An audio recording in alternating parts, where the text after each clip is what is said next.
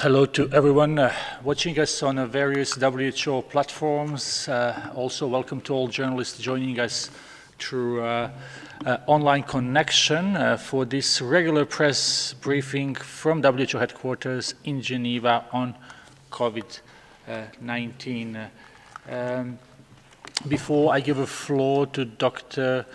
Tedros, I will just remind you that the question and answer session will start immediately after, and that question should be one per journalist and very concise. We do have an interpretation as we had in the previous days. We also have sent you a number of products from different WHO offices on different topics. So I will start by giving floor to Dr. Tedros. Thank you, Tariq Hvala. Good morning, good afternoon, and good evening. First of all, I would like to welcome all Hindi-speaking journalists, and we look forward to your questions. In total, WHO press conferences are now available in 8 languages, all 6 United Nations languages, plus Portuguese and Hindi. Namaste. Plus closed captions for people with hearing loss.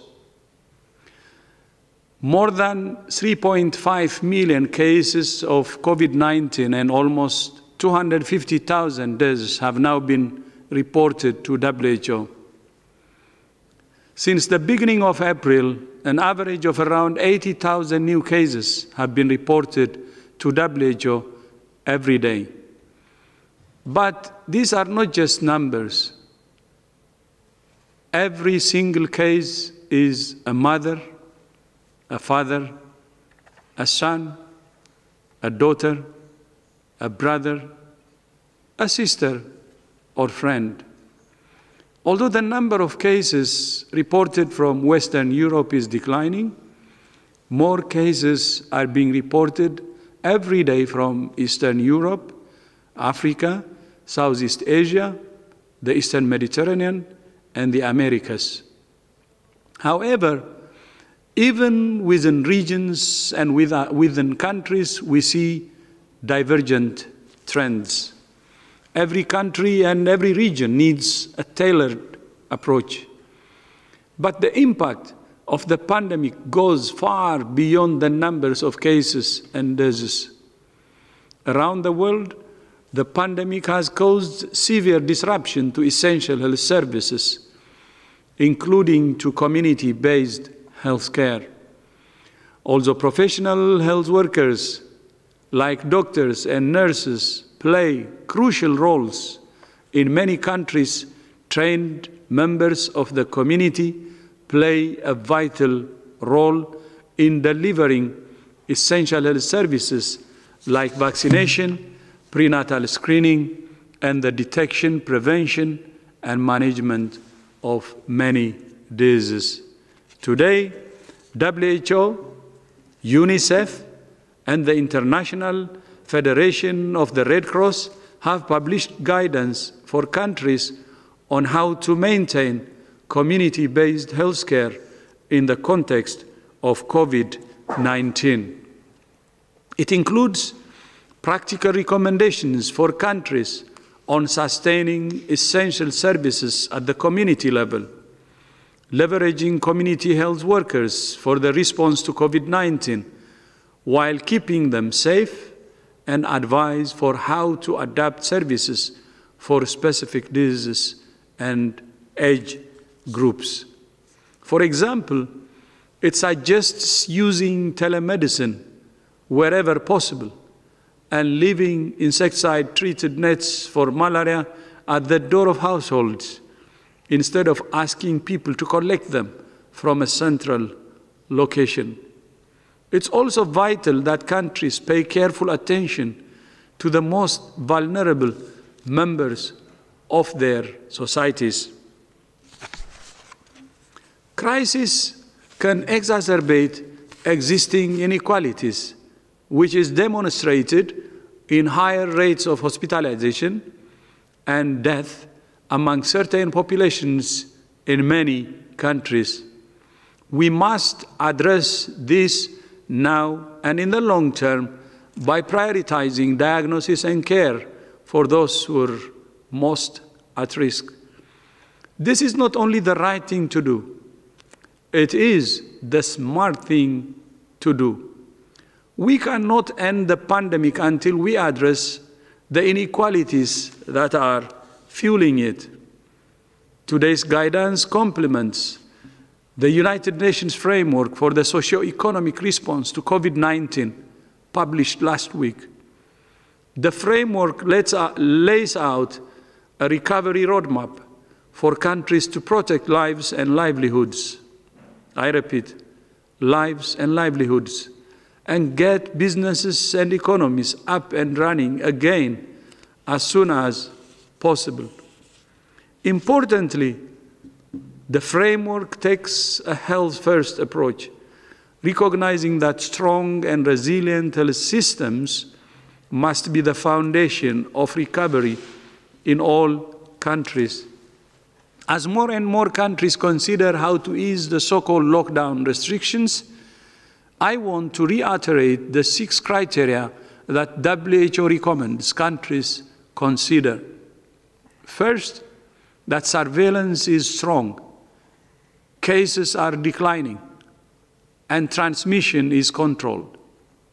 Second, that health system capacities are in place to detect, isolate, test, and treat every case and trace every contact.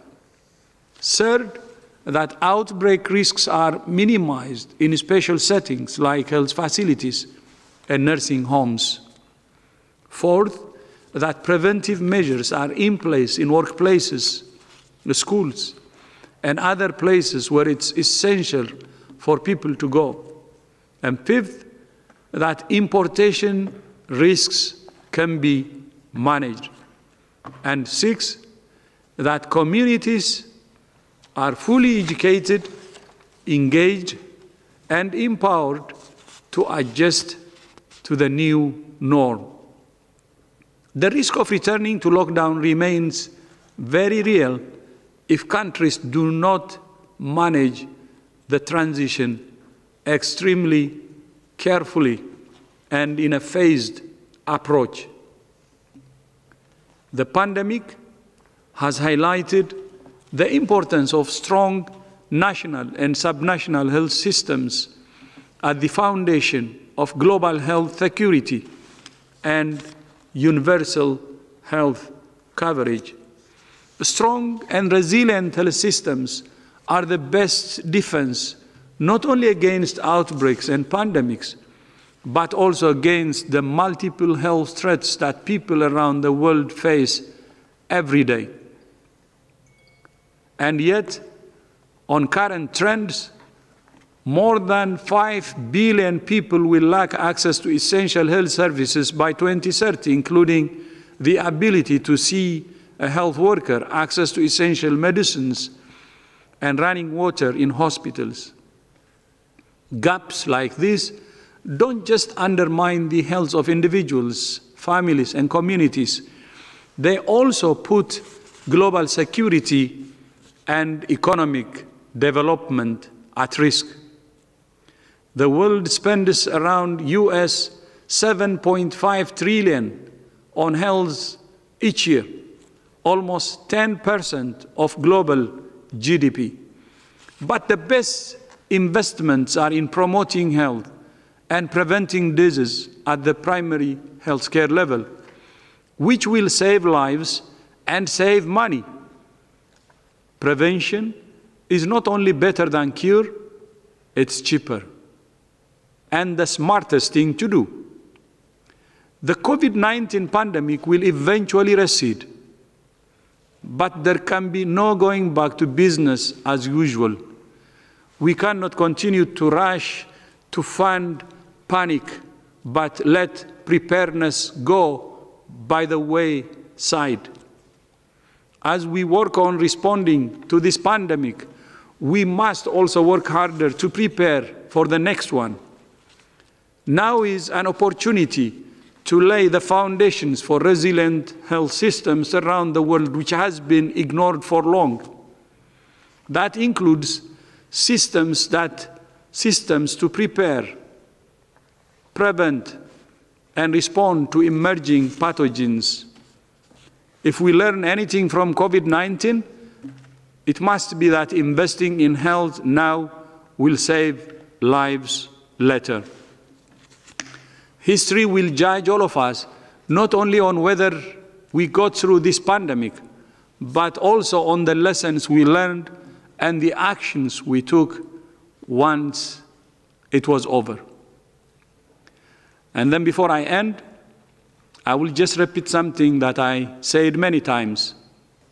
The antidote for this pandemic is national unity and global solidarity. Together, we will defeat COVID-19. I thank you.